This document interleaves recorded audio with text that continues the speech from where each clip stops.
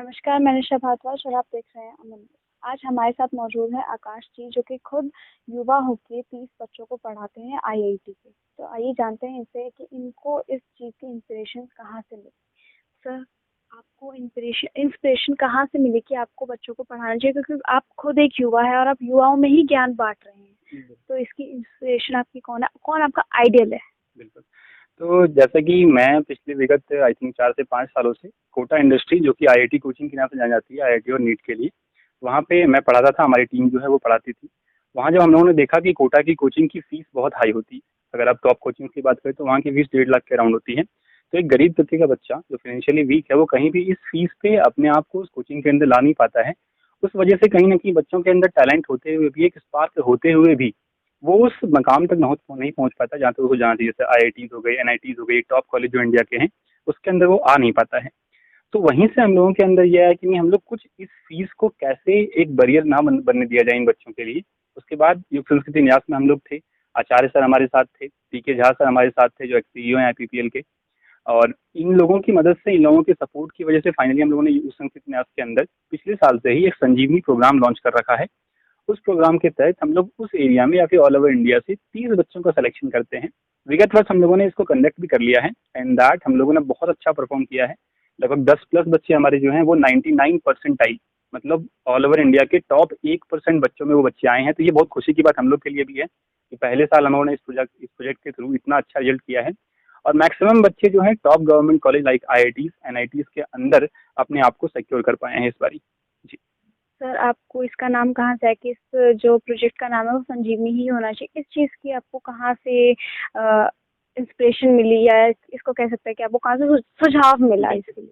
Actually क्या है कि जैसा कि हम लोग जानते हैं, संजीवनी बूटी एक बहुत बड़ा नाम है, सबके माइंड में ही चलता है संजीवनी बूटी, विच वॉज द एक्चुअल कि आप किसी चीज़ से कैसे लड़ करके फाइनली उस चीज़ के बलबूते पे आप फाइनली किसी को रिकवर कर सकते हो। तो कहीं ना कहीं हम लोगों ने भी ये चीज़ को सोचा कि कहीं ना कहीं इन बच्चों को, जो गरीब तबके के आते हैं, इनको भी एक बूटी, एक संजीवनी, एक प्रोग्राम की नीड है। जिसकी तरह हम लोगों ने बोला कि संजीवनी प्रोग्राम ही इसका नाम होना चाहिए, ताकि इन बच्चों को भी हम लोग एक सिक्योर कर सके कि नहीं बच्चा, कोई दिक्कत नहीं है।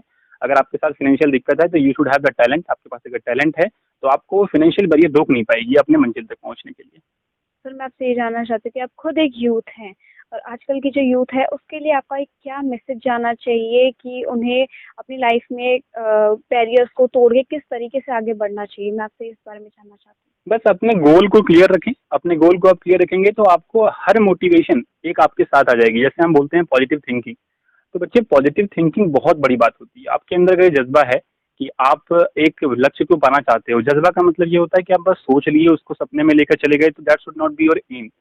आप बहुत सारी मूवी में सुने होंगे कि एक सपना होता है और एक लक्ष्य होता है। तो कभी भी कोई चीज़ को अपना लक्ष्य बनाया करें। सपना पूरा हो ना हो आप प्रकृति के ऊपर होता है, बट लक्ष्य पूरा होना कम्प्लीटली आपके अंदर है। अगर आप में वो जज्बा है, अपने अगर अपने अंदर वो आग है, तो हमारे जैसे हमारी संस्था है, और भी बहुत सारी संस्थान ऐसा वर्क कर सकती हैं या करती होंगी, या आपको मतलब फाइनल एक मीडियम मिल जाएगा जो आपको अपनी मंजिल तक पहुंचा देगा। बस आपके अंदर वो जज्बा होना चाहिए कि एक फाइनेंशियल बैरियर आपके लिए कोई बैरियर नहीं है बेटा। आपने सुना होगा बहुत सारे बच्चे ऐसे हैं जो आज टॉप टॉप पोजीशंस पे हैं और उनकी फाइनेंशियल बैकग्राउंड कुछ खास अच्छी नहीं थी। तो उनको एक इंस्पिरेशन मानिए अपने आप में, और अपने आप को एक टारगेट दीजिए कि मैं अपनी लाइफ से क्या चाहता हूँ। अगर आप लोगों ने गली बॉय की मूवी देखी होगी, उसका बहुत ही फेमस डायलॉग है। डायलॉग ये है, तो खुद से पूछ कि खुद से तुझको क्या चाहिए।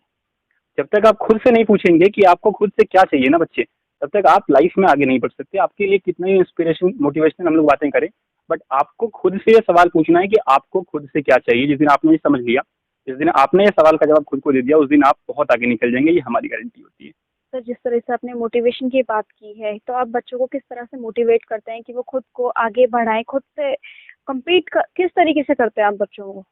मेनली मैम हमारा ये कंसिडरेशन होता है कि बच्चा जब भी हमारी सर्किल के अंदर आता है, तो बच्चों को सिंपली ये मोटिवेशन होता है कि बच्चा आप आज देखो कि आज आप कहाँ पे हो, और अगले साल में आप कहाँ देखना चाहते हो खुद को। जैसे हम लोग 1 ईयर प्रोग्राम नहीं चलाते हैं संजीवनी के अंदर, जहाँ पे हम लोग 12th पास के बच्चों को लेते हैं और उनका एक कंप्लीट रेजिडेंशियल प्रोग्राम होता है 1 साल तक का।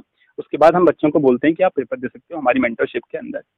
तो अगर बच्चा हमारे यहाँ आता है तो हमारा सिंपली ये होता है कि आप इस 1 साल में आने वाले पूरी ज़िंदगी के ऊपर आप डिपेंड कर रहे हो। अगर आपने ये 1 साल खो दिया, तो आपके पास आने वाली ज़िंदगी जो आप जी रहे थे, कहीं न कहीं उसी में आप रिफ्लेक्शन में जाओगे। मे बी और कुछ अच्छा कर सकते हो, बट ये आपके पास एक मौका है जहाँ पे आप बहुत अच्छे से खुद को निखार सकते हो हमारी मेंटरशिप के अंदर, और अपनी आने वाली पूरी लाइफ को, नॉट ओनली आपकी लाइफ को। आपको पता है जब आप बच्चा आईआईटी में पहुंचता है तो उसके जब पैकेज लगती है 1 करोड़ की, 2 करोड़ की, तो कहीं ना कहीं उसकी पूरी एक जनरेशन, आने वाली भी और पिछली भी, जिसके साथ वो जी रहा था अभी तक, वो पूरी पूरी बदल जाती है। उनकी लाइफ स्टाइल चेंज होती है, वो लोग कहीं ना कहीं। और सबसे अच्छी बात पता है क्या होती है कि जब इस तबके का बच्चा, एक गरीब तबके का बच्चा थोड़ा सा आगे बढ़ता है ना, तो उसकी थॉट बहुत अच्छी होती है। वो आगे चाहता है कि एक और ऐसे ही चीज़ों को और आगे डेवलप किया जाए, और कहीं ना कहीं नेशन बिल्डिंग में वो काम करता है। तो हर चीज़ को पॉजिटिव वे में लेता है वो। तो ये बहुत अच्छी बात है कि ऐसे बच्चों को हमें आगे बढ़ाने में सबका सपोर्ट चाहिए, और आप लोगों का भी सपोर्ट चाहिए। और हम लोग सपोर्ट ऑलरेडी, हम लोग बहुत अच्छे काम कर रहे हैं।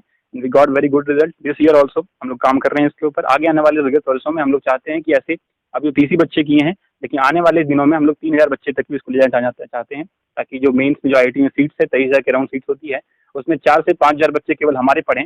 और उस गरीब, हमारे क्या, वो गरीब तबके के पढ़ें जिनको कहीं ना कहीं फाइनेंशियल बैरियर उस कोचिंग तक जाने की रोकती है। लेकिन हम चाहते हैं वो बैरियर तोड़ के वो बच्चा हमारे पास फाइनली हमारे थ्रू, हम तो बस मीडियम है, काम तो बच्चे को करना पड़ता है। बच्चा एक काम करे और बहुत अच्छा रैंक हासिल करे। देखिए, आज हमारे साथ जुड़े थे आकाश जी, जिन्होंने युवाओं के लिए बहुत अच्छा मैसेज सेंड किया है। फिलहाल लेते हैं देश और दुनिया की तमाम बड़ी खबरों के लिए देखते रहिए अमन न्यूज।